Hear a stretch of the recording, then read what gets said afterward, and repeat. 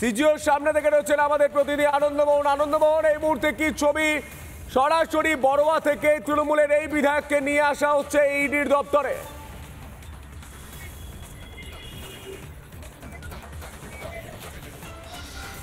একেবারে সন্তু তোমায় বলে দিই যে নবম দশম এবং 11-12 যে টিচার রিক্রুটমেন্ট হয়েছিল তাতে দুর্নীতির অভিযোগ ছিল এই জীবন কৃষ্ণ সাহার বিরুদ্ধে, এবং তাকে তুমি জানো যে এর পূর্বেই কিন্তু তাকে গ্রেপ্তার করা হয়েছিল। তিনি 2024-এ জামিনে মুক্ত ছিলেন, এবং যে বিষয়টা অর্থাৎ সেই সময় কিন্তু দেখা গেছিল, অর্থাৎ সিবিআই তখন গ্রেপ্তার করেছে, তখন তিনি পুকুরে মোবাইল ছুঁড়ে বাঁচার চেষ্টা করেছিলেন।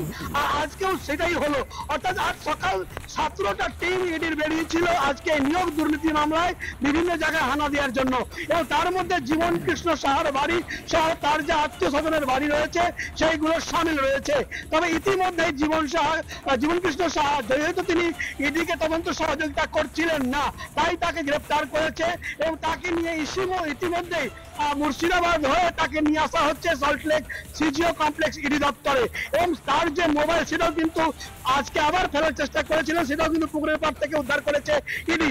কি আছে, কি রহস্য রয়েছে মোবাইলের মধ্যে তা ভেদ করার জন্য যে মোবাইল এক্সপার্ট রয়েছেন, অর্থাৎ ডেটা রিকভারি টিম রয়েছে ইডির, তারাও কিন্তু সিজিও কমপ্লেক্সে আসবেন আজকে এই মোবাইল আসার পরে, এবং সেই ডেটা রিকভারি করার চেষ্টা করবেন তারা।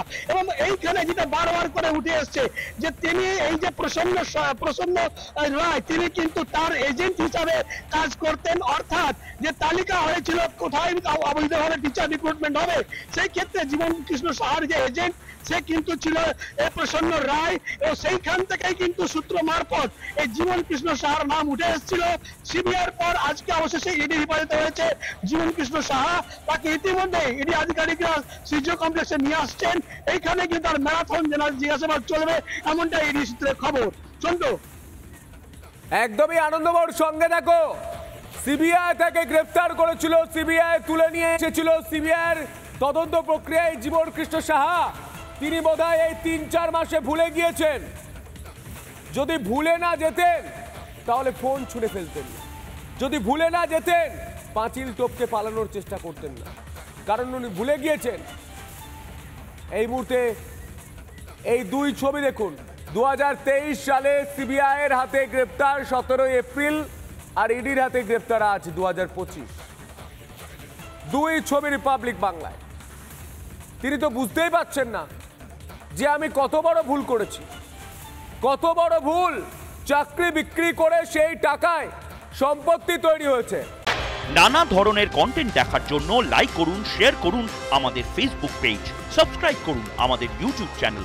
পাশাপাশি অন্যান্য ব্রেকিং নিউজের জন্য অবশ্যই চোখ রাখুন রিপাবলিক বাংলায়।